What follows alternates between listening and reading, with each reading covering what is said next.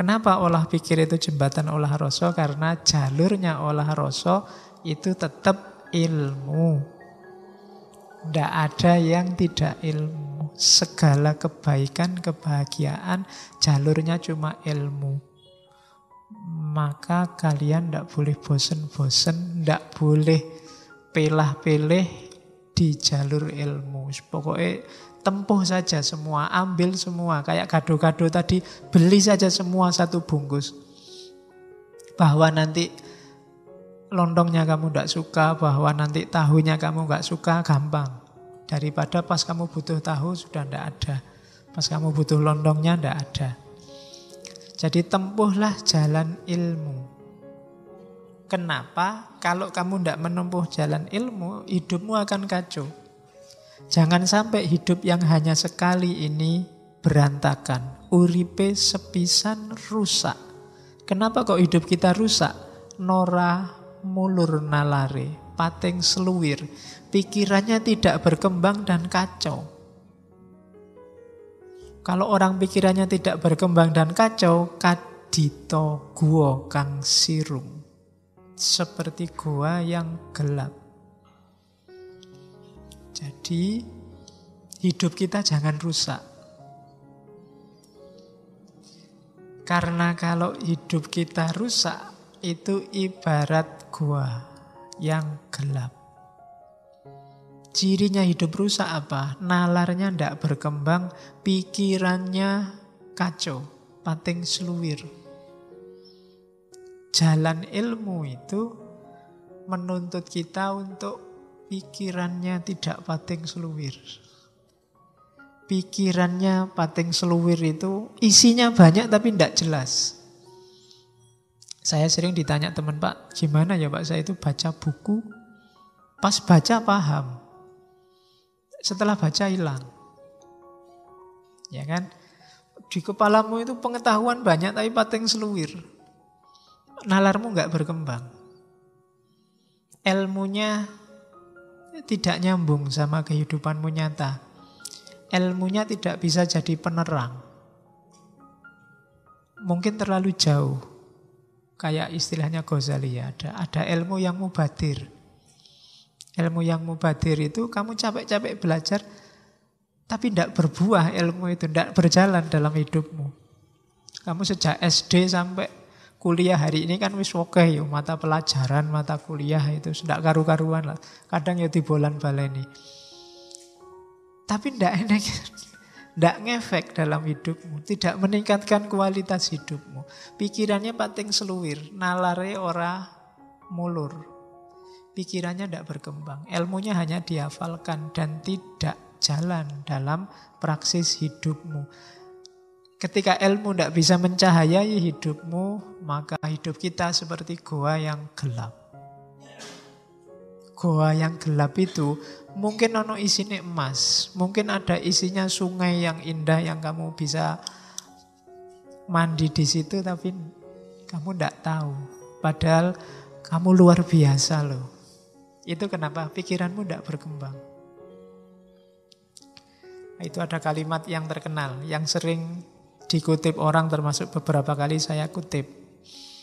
Ngilmu iku kelakone kanthi laku. Lekase lawan kas, tegese kas nyantosani.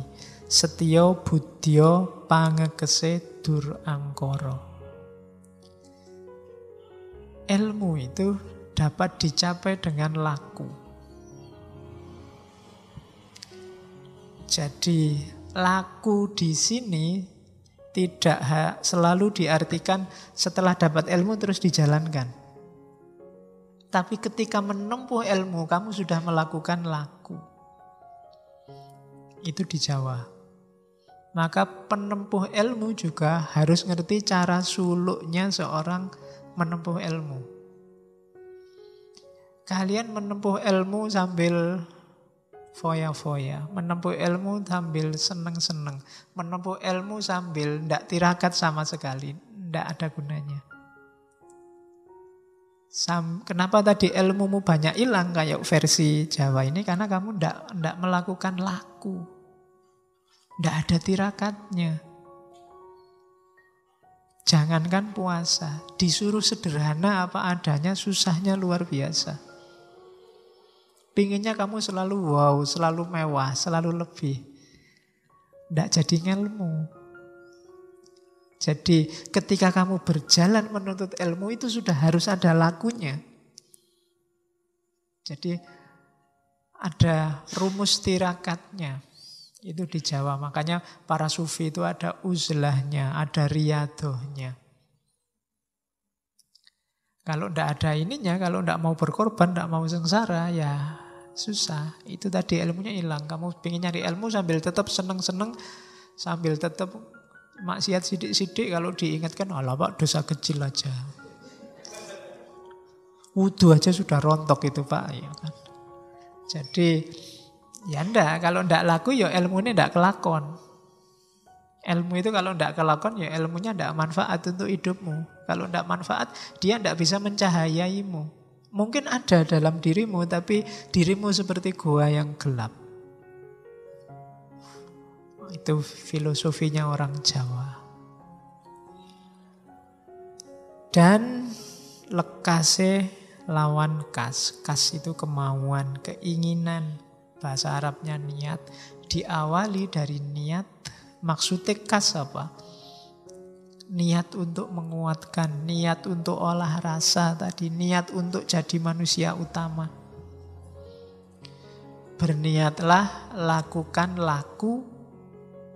Niatlah untuk melakukan keutamaan dan ketulusan budi untuk menaklukkan kejahatan. Jadi hidup kita itu bekalnya ilmu. Cuma ilmu ini tidak ada gunanya kalau tidak diiringi laku. Ilmu yang tidak diiringi laku itu membuat hidup kita berantakan. Karena akal kita tidak berkembang, pikiran kita fragmentaris, pating seluwir, dan hidup kita seperti dalam gua. Mungkin kita pinter, mungkin kita punya banyak bekal, tapi tidak mencahayai hidup kita. Hidup kita orang kaya wong pinter. Banyak kan orang yang sarjana, mungkin dokter, mungkin profesor, akhirnya dipanggil KPK. Kenapa bisa begitu? Ilmunya tidak mencahayai hidupnya. Mungkin dia ngerti, mungkin bahkan apal ayat, mungkin juga bisa ceramah. Buktinya kalau ke pesantren ya para santri cium tangan. Tapi ilmunya sendiri tidak mencahayai hidupnya. Jadi tempuhlah jalan ilmu, nasihatnya Mangkunegoro IV dengan laku. Yo gelemlah tirakat. Tirakat itu bukan berarti hidup tidak punya. Tapi kamu ambil secukupnya, kadang-kadang kamu cegah dirimu untuk tidak menikmati yang bisa kamu nikmati. Itu puasa. Makanya saya sering dulu waktu filsafat puasa, hanya orang puasa yang menikmati, ngerti enaknya buka puasa. Kalau kamu tidak puasa, tidak ketemu buka puasa. Maka jalani laku.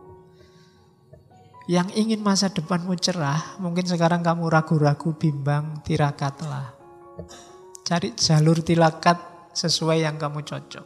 Puasalah. Puasa tidak harus dalam arti harafiah kamu tidak makan, tidak minum, Senin Kemis, Daud, dan kawan-kawan. Itu boleh. Tapi yang jelas, kekang dirimu. Jangan dilampiaskan sekarang. Nah itu jalannya penempuh ilmu. Terus selanjutnya, nah ini antara lain dietnya para pencari ilmu versi Wedotomo. Yang pertama apa? Tandahwen pati openan. Jangan iri, jangan dengki. Penyakitnya manusia hari ini gara-gara medsos. Iri, dengki. Dengki itu tidak suka kalau orang lain senang. Senang kalau orang lain susah. Biasanya kelompok sana. Kalau kelompok sana dapat masalah, kamu senang. Nah, siapa suruh milih gubernur itu? Sudah tak bilang. Kalimat itu menunjukkan kamu dengki sebenarnya. Atau kalau sana sukses, kamu iri. Alah kayak gitu aja, jagoku bisa lebih baik. Itu iri. Jadi bersihkan dirimu dari hal-hal itu. Tentang apapun pada siapapun. Kalau dua ini masih ada, ya ilmumu tidak akan jadi cahaya. Iri, dengki. Terus tanpa nasten. Tidak gampang ngamuan. Kalau dikritik orang, diingatkan orang, atau ada yang tidak cocok sama kebenaran yang kamu yakini, jangan cepet-cepet ngamuk toh. Jangan panasan. Hari ini kan kita gampang panas. Biasanya kalau kita meyakini sesuatu benar, terus orang lain tidak cocok sama kita, itu biasanya kita panas. Ya meskipun ekspresi panasnya macam-macam. Jadi tanpa nasten. Terus jangan ganggu orang lain. Nora jahil. Oke. Mungkin jahilnya beda ya hari ini. Jahilnya itu kadang bikin foto-foto di Photoshop, terus bikin, nah itu jahil. Atau mungkin kamu punya teman kuliah, ala pak iseng-iseng daripada sepi ganggu temenmu. Itu jahil namanya. Sandalnya disembunyikan. Lagi enak-enak di kamar mandi, bajunya dibawa lari, itu jahil. Contoh paling gampang.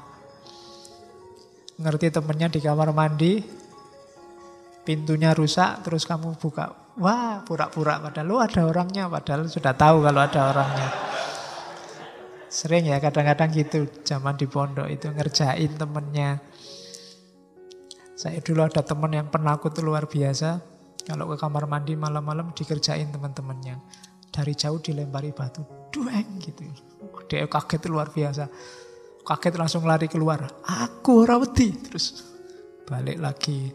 Aku ora wedi kok. Balik lagi. Itu jahil. Biasanya kalau yang seusia kita kan suka jahil. Sama tetangga suka jahil. Ndaklah iseng-iseng yang ndak penting. Ya seusia kita sekali-sekali jahil asal ndak bahaya ya. Untuk menyegarkan suasana. Misalnya kopinya dari dia ngantuk kopinya mbok entekke ngono ndak masalah lah, konco dhewe. Tapi jahil yang merugikan. Oke. Misalnya tiba-tiba temenmu fotonya kamu pasangkan sama cewek cakep misalnya. Itu kan kasihan cewek cakepnya. Oke. Jadi ya kalau temenmu seneng. Oke ya. Terus jangan melampiaskan hawa nafsu. Hawa nafsu itu kamu penuhi sekadarnya saja. Tidak usah angkara murka dihabis-habiskan. Kita dunia itu butuhnya tidak banyak. Dan amung eneng amreh ening. Jadi lebih suka diam, mencari ketenangan, menjernihkan pikiran. Kalau menurutmu WhatsApp, Facebook itu mengeruhkan caramu berpikir, jangan sering-sering dibuka. Itu namanya amung eneng amrih ening. Nyari keheningan. Kalau menurutmu temanmu yang itu ngomongnya banyak, menjauhkan kamu dari ketenangan, ya dijauhi sementara. Jangan sering-sering sama dia dan seterusnya. Itu suka pada yang keheningan, ketenangan. Selama kita menempuh jalan ilmu, itu jalan tirakatnya. Syukur-syukur kita ada guru yang bijak.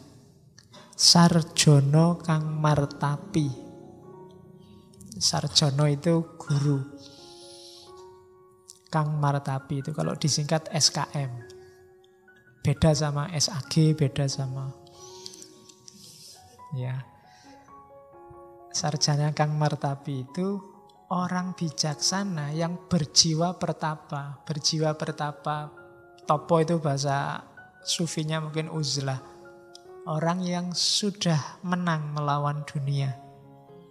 Bukan guru yang masih dimabuk oleh dunia. Politiknya, materinya, ekonominya, dan seterusnya. Tapi guru yang sudah menang melawan dunia, sarjono kang martapi. Ikuti, cari kalau ada itu, ikuti. Yang jelas bukan saya. Ini juga usikum wa nafsi. Ya, karena gelarku bukan SKM tapi SAG. Ya, jadi sarjono kang martabi. Jadi kalau kamu lihat ada guru yang tidak terpesona lagi oleh dunia, yang dunia bagi dia sudah tidak penting, ikuti. Nanti di Jawa ada konsep guru sejati. Kapan-kapan kita bahas itu. Dalam tasawuf ada konsep mursyid. Oke, terus ini yang hati-hati kita sering ada di sini. Yang terakhir, tidak menggunakan pengetahuan semata-mata hanya untuk nyari nafkah atau pamrih. Jadikan semua yang duniawi dalam cari ilmu itu efeknya saja. Kawruhe kinaryo ngupoyo kasil nal menlek. Nggak, jangan fokus ke situ. Bahwa nanti setelah cari ilmu kamu dapat ijazah, yang ijazah itu dapat dipakai untuk ngelamar pekerjaan, yaitu efeknya. Tidak utama. Sama kayak kamu menempuh jalan sufi ada karomahnya. Tapi karomah bukan tujuan. Tidak usah takut rezeki. Kalau kamu takut sama rezeki besok jadi apa? Kamu sedang melecehkan Gusti Allah. Lah yang ngatur rezeki itu Gusti Allah. Kok kamu takut? Kamu tidak percaya po? Kan gitu. Wong yo banyak yang tidak kuliah lebih sukses daripada yang kuliah. Tidak. Hari ini susah nyari orang kuliah itu, cari ilmu itu berat sekali. Selalu isinya nyari ijazah, nyari kerjaan. Atau paling tidak nyari beasiswa. Loh, kalau kamu pinter berkualitas di dunia ilmu, nanti dapat karomah namanya beasiswa. Ya kan? Tapi beasiswa jangan jadi tujuan. Nanti dapat karomah tambahan, mungkin dapat kerja. Dapat ijazah, itu karomahnya. Tapi bukan tujuannya. Jadi itu dietnya pencari ilmu yang sejati. Cuma sekarang kalau kampus-kampus itu promosi, kuliahlah di sini. Di sini murni cari ilmu, ndak mikir masa depan, ndak laku kampusnya. Kampus itu mesti yang dipamerin lulus jadi apa sekarang. Oleh pemerintah juga disuruh merumuskan tegas. Kuliah di sini, besok lulusannya jadi apa, itu disuruh merumuskan tegas. Jadi bobot paling beratnya tidak pada keilmuannya. Mungkin ada yang salah. Harus didiskusikan lagi. Kita tidak percaya sama diri kita sendiri, sama Tuhan kalau fokusnya hanya pada kerja sama uang sama materi.